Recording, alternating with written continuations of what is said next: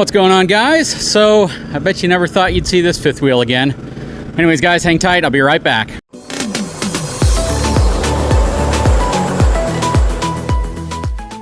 All right, guys, so I'm actually back out here at our old fifth wheel. This was our 2016 Coachman Chaparral 360 IBL mid-bunk unit. I've probably done 3 dozen videos on this thing, so if you haven't seen those, you can just search that model number in Big Truck Big RV and it'll pull up.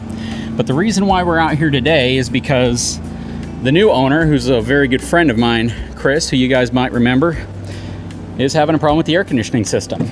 So, Chris, what's going on with the AC? We had some problems with the AC not cooling and freezing up as well. You think you bought a defective unit? I wouldn't say defective unit. I was told it was running really great. Well, I would definitely call the previous owner and have him come out and take care of it. Totally agree. Oh, wait a second. He did. So we are going to install this brand new Advent 15,000 BTU OEM replacement air conditioner on the previous Coachman Chaparral that we owned, which Chris now owns. So when he called me and told me that he had a problem with the air conditioner, I felt really bad. It worked, I think, the first couple of times he used it, but then right after that, started giving him a lot of problems. It wouldn't cool down. He had someone come out and they think there might be a leaky coil.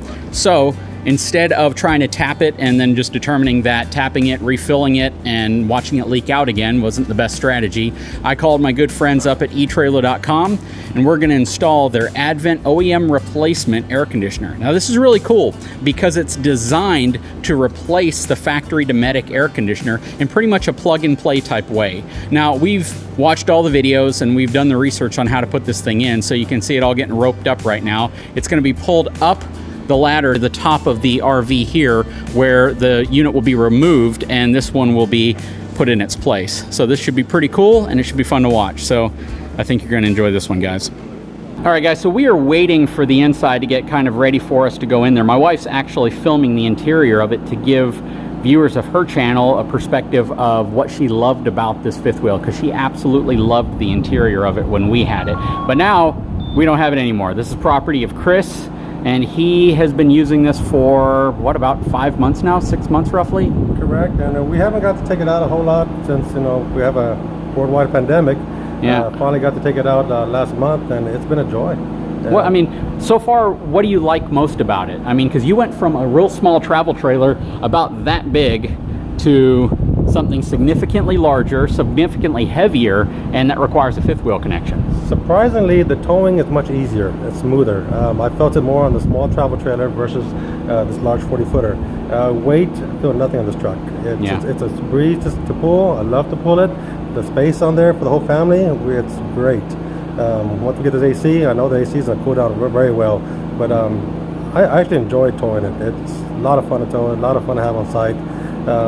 Downside, a lot of less spaces where you're going sometimes that can accept the 40-footer, but when we get it there, we get a lot of comments on it. Yeah. What about all the upgrades that I had done to it prior, like the goose box up front, the better tires, better suspension? Can you notice any of that kind of at work when you're towing it? I definitely, the one thing I did notice on my last trip was the goose box. When I hauled it out of here, I did not have air in the goose box, the bag. Got to the house and filled it up with air, and I noticed a significantly different ride, how smooth it was. It was just shocked how smooth, and how I don't feel anything in the truck. Yeah. Incidentally, on our last trip, some people inquired about the stairs on the trailer, and once I told them where it came from, they recognized the trailer from your YouTube videos. Really? Yes, they sure did. Really? So that's kind of funny. So what did they ask you about it? They were really inquiring about the stairs. They loved the stairs, and they were asking where it came from. Told them it came from my buddy who put it on here. Told them about the YouTube page, and they immediately recognized the trailer and go, "Oh, that's the Chaparral." Yeah. And they started asking a few other questions about it, and just loved. Had a great talk with them. So what do you think of a mid-bunk? I mean, this is the first time. A lot of people haven't had a mid-bunk before, and if you bring, nieces, nephew, kids with you, how does it work for you? The mid-bunk is working out great. My daughter loves it. It's pretty much her room, unless I bring my oldest daughter and my son-in-law when they come along with my granddaughter, and then they take over, and my daughter takes the couch and kind of gives them their own privacy. So it's really great. They got their own room out of the way and can put all the items inside, and it actually works out great. That's another room. So no buyer's remorse? Not at all. Not at all. Just need to get out there a little more. I know. As soon as this pandemic's over with, we're going to have to do some caravanning, my friend. I'm ready for it. All right, awesome. Well, let's get back to it. We got an AC to put on. Let's do it.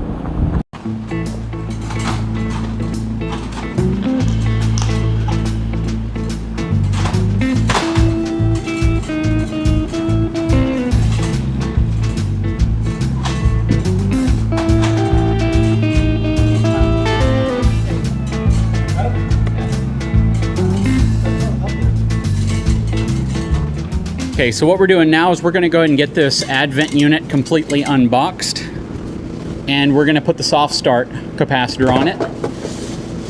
So this comes with a soft start kit, enables it to start much softer in terms of not providing such a power surge whenever it comes on. So the first thing that needs to happen, of course, is the cover come off of it. Once the lid's off and you can access the internals. Hey Chris, you want to hold that soft start kit up real quick just so we can see what it looks like? And it's pretty much plug and play. You just tie it into the capacitor, the air conditioning unit. And the kit came with some hardware, tie strap, and mounting hardware, and mounting diagram. So pretty much everything you need to make sure you do the job right.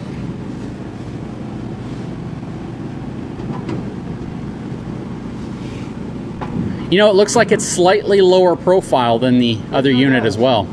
That's going to be nice. It's always nice to open up brand new electronics, isn't it? Wonder if this roof is designed to hold 3 people at once.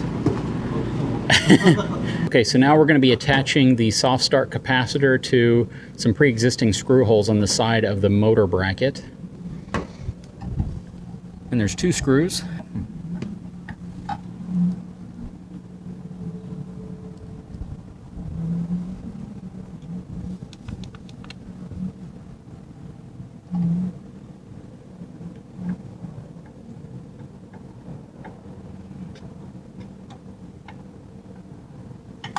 Okay, that's nice. I like the fact that you don't have to hunt for a place to mount it. They give you a mounting location. Some of the soft start kits that you see, you have to kind of finagle away to get it inside of the housing.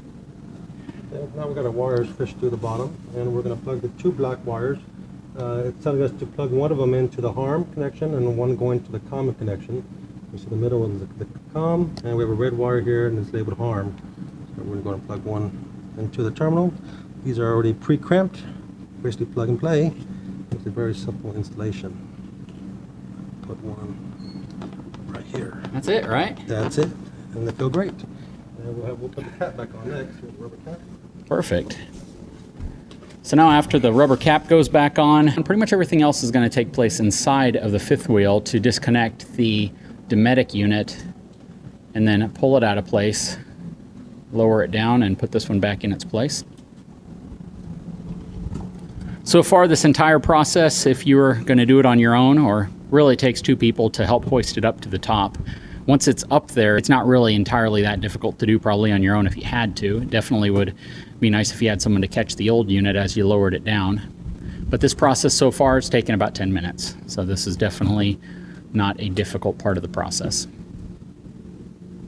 Throwing a zip tie around it right now. All right, now we are done up top. We're going to go inside the unit. And this can be done before you actually bring the unit up top. We actually had planned on doing that, but then time got away from us. So we're going to go down into the RV now so we can proceed with loosening off the old unit. Chris is removing the screws for the interior cover panel. This is the panel that allows you to essentially direct air in and change the filter from the inside. One of the things you probably can notice real quick about this specific floor plan is just how great the kitchen, the island, and the seating area is. 4-person dinette, 2-person theater love seat, 3-person sofa that extends out into pretty much a king-size bed, 40-inch TV. You have some space on the left side of the stove as well for pot handles, reasonable size pantry, good size gas electric refrigerator. This is just a really, really great interior, and there's not a lot of manufacturers, in my opinion, that have been able to make an interior as nice as this one, or as convenient as this one, plus the fact that you have 2 bar stools. So this living room kitchen area can seat 11 people. And again, it's not the fact that you're gonna have 11 people with you, it's your choice as an owner of where you wanna sit. You could sit at the island, you can sit at the dinette, you can sit, you know, here in the theater seating, or you can sprawl it across the sofa if that's what you prefer. It gives you a lot of choice. That was one thing that's really nice. So you've pretty much removed all of the screws now. That's going to be your interior mounting plate right there. Got a couple bolts holding that in.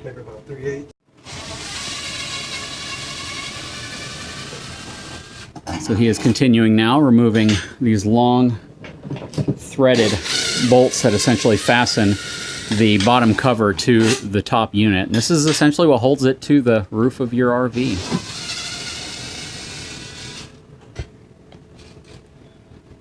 Okay, now we're ready to warm, but before that, we want to go and make sure we got our electricity turned off. Yep. Next thing, make sure electricity is off on the unit, which the generator went dead, so pretty sure we don't have any electricity coming to this unit right now.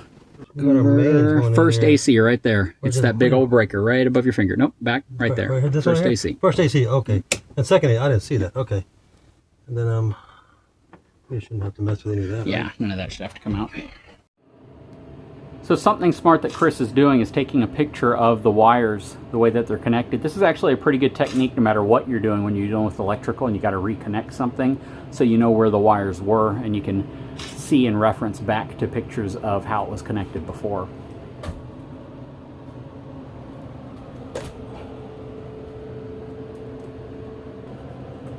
Don't let it fall on you.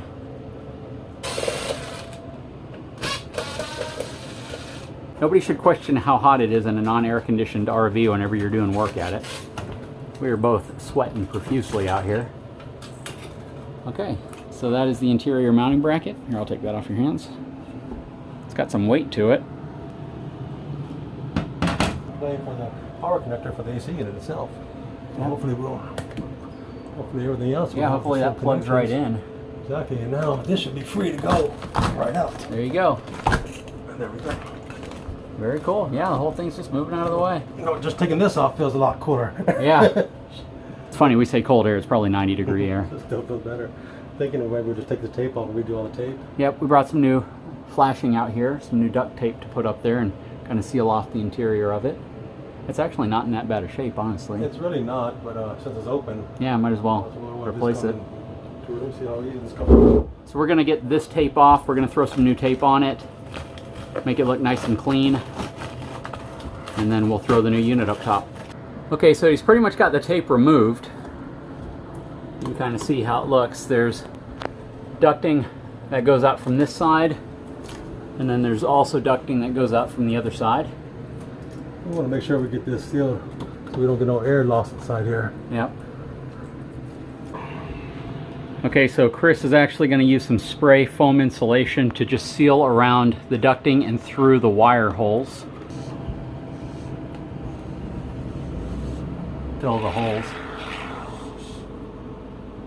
Okay, so we're back up top. You can see all the dirt that's built up around here. Man, that's a lot of dirt. That's dirt daubers right there, man.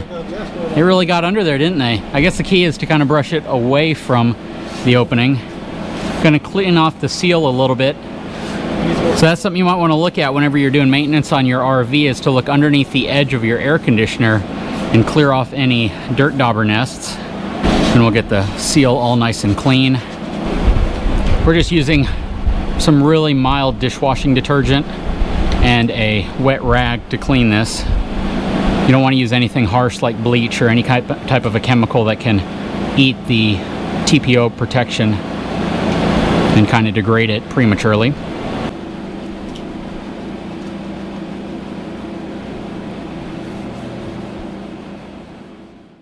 Back inside, Chris is applying metal flashing tape. I'm going to help him out a little bit and hand him some more pieces.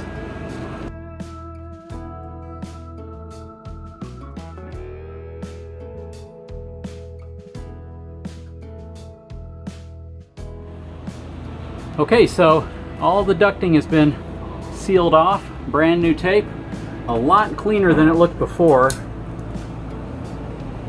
Tried to get every possible area where you could get air leakage in the roof system. Clean the top part up real well. Good job, Chris. Right, first tape job ever. Yeah, turned out really good. Now we just need to move the unit on top now, right? We're ready. You know, we got someone up there. Yes, we can. Okay. Let's see if he can do it. We're gonna now the new unit is gonna sit right in here. Yep. Yeah, there's a gasket underneath it. Okay, that's fine. Okay, right there. That's right here. You can let go. Okay. Gasket, gasket, gasket. See the gasket? Yep. Gasket all around. All right. That's pretty good. Yep, and then once we put the interior plate on, you can kind of align the screws so it draw it in. draws it in, yeah.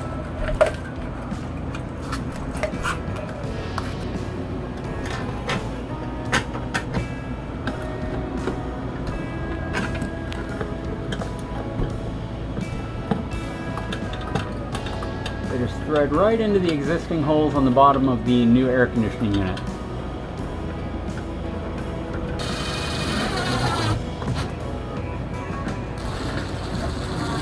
Is there any wiring or anything that needs to be pulled through, or is that all tucked up there right now?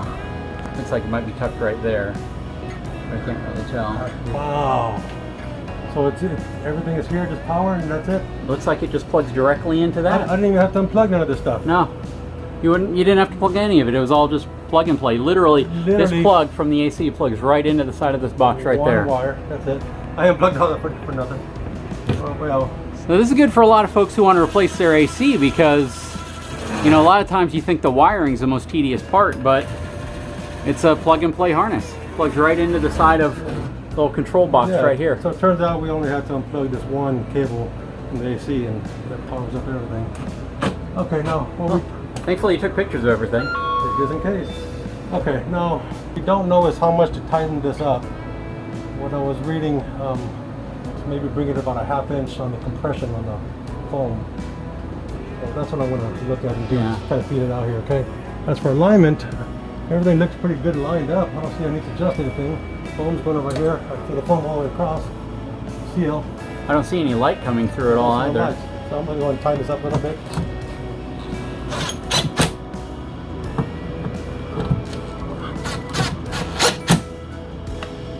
So I'm looking for that compression. Right here. Yep. Looking for that compression.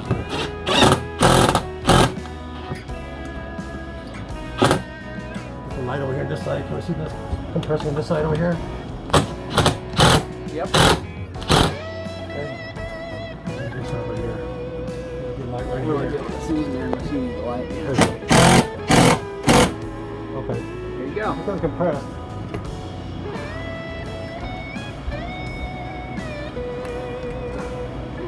That's good. Now we just need to wire it up. Final piece that needs to be installed that we kind of missed is the thermostat. Had to pull it off of the old unit and get it placed up here on the new unit. There's actually a hole designed for it. We're getting an error code when we turned on the AC, and that's because the thermostat's not in place. Once that's in place, he'll plug that in and we should be able to light up the unit and test it out.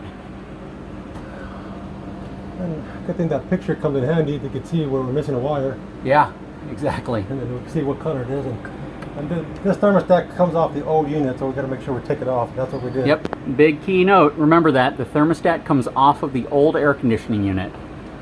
So don't throw your old unit away before you've connected that to the new unit. Okay, now we can go ahead and try it again. Now we're going to turn it on. Drop the air down. Hopefully we're not getting that E5 error code anymore. There we go. Okay, let's wait for the compressor to kick on. Now really good. Yeah, it's blowing a lot of air. Compressor should kick on any second now. There we go. This thing's quiet. Very quiet. This thing, I'm gonna say probably half as loud as the other one. Once we get the lid back on. A lot of air. I mean, the main sound you're hearing is really the air. That's all we're hearing. I'm not hearing the AC unit at all.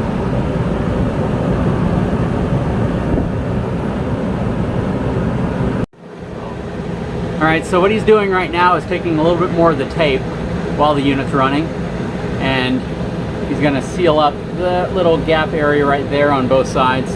Basically try to create better separation between the return air and the air coming out. You don't want that mixing. Just to make sure that stays up there. We get another little gap right here.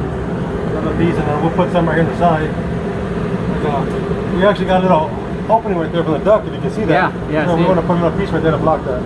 Perfect. So we got a nice seal all the way across. That's how you do it. Let's put the cover back up. Actually, let's hide all the wires first and clean that up. Wires on the other side. So let me take this off and get the wires up in there.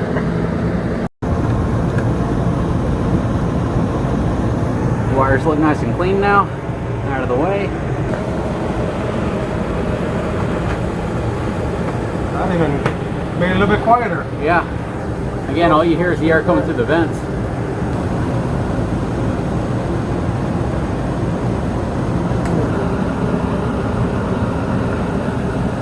And if you're wondering what these screws up here are, they are from the baffle box that I had made.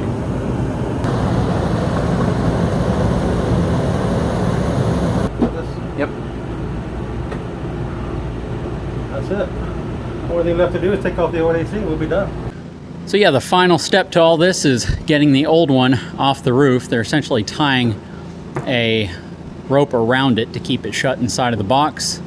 Then they're going to lower the box down on the ladder the same way that they raised the other one up. That Dometic AC just wasn't blowing cold air anymore, and it must have had a leak in the coil or something. I want to give a big shout out to the folks at etrailer.com for providing the air conditioner for this video. There's not a lot of reviews on these Advent air conditioners. Even though they're a very reputable and well-known brand, you don't really see them as OEM equipment because Dometic and Coleman pretty much dominate the market. So I really wanted to have an opportunity to put an Advent air conditioner on an RV to see how it performed. And this one's performing really well. It is significantly quieter than the Dometic unit from the inside. The outside, it's really hard to tell. They're probably roughly the same. However, the airflow seems to be just as good, if not maybe slightly better than the Dometic unit that we had. Now, I don't necessarily consider this what I would call an upgrade, simply because it's more of a repair replacement. The Dometic unit that was on there did a reasonable job of cooling down the RV whenever we were in really hot climates. It wasn't great. I'm probably assuming that this one's going to do just as good, maybe slightly better than the Dometic did, but I'm not expecting it to be like a groundbreakingly different experience, simply because down here in South Texas it gets extremely hot. You know, RVs are battling with sun that's constantly beating down on it, 80-90% humidity. You know, it can be 100 degrees easily outside, so you know your AC is constantly fighting that. All right, so this is going to be one of those potentially scary moments where you lower something heavy on someone who's standing on a ladder. But they're family, so this is all being done with love. All right. If you need help, just call out to me. There we go. And he is down. He's off the ladder. I got it. Got it? Yeah. All right, so we are done with this project. Took about 2 hours total, maybe about an hour and a half of actually working on it, right? I'd say no more than an hour and a half actual work time. So scale of 1 to 10 in terms of difficulty, someone who's never installed an RV air conditioner. Have you ever installed an air conditioner, period, in anything? Besides a window unit, I never put one in an RV. Okay, what about a home? Nope, not at home. What would you kind of grade this, 1 to 10? 1 being super, super, super easy, 10 being the most difficult job you've ever done. I'm gonna give it a 1. If you just got some general knowledge and know how to use some tools, it's super simple install. And you got an extra pair of hands too, right? Sure do. It's always nice to have somebody young to help you. Yeah, that was really, really simple. It was a lot easier than I thought. This is one of those somewhat intimidating things for, I think, RV owners to take on themselves.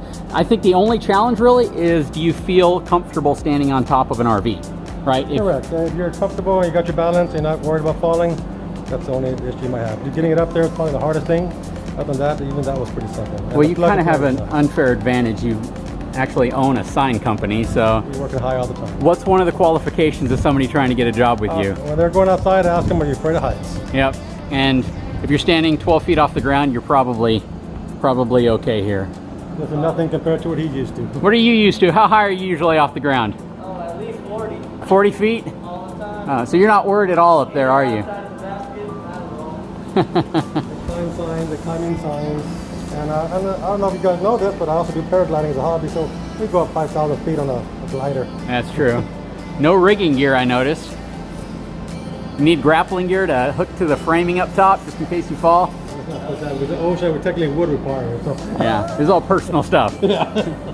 All right, guys, I sure hope you enjoyed it. If you're looking at doing a project similar to this on your RV, you know, this is going to be very similar, I think, regardless of what brand of air conditioning you go through, as long as it's designed to be an OEM replacement, as long as it's designed to simply replace the top portion of your AC with a new AC, right? The interior side of it was pretty much all the same. It was all plug and play.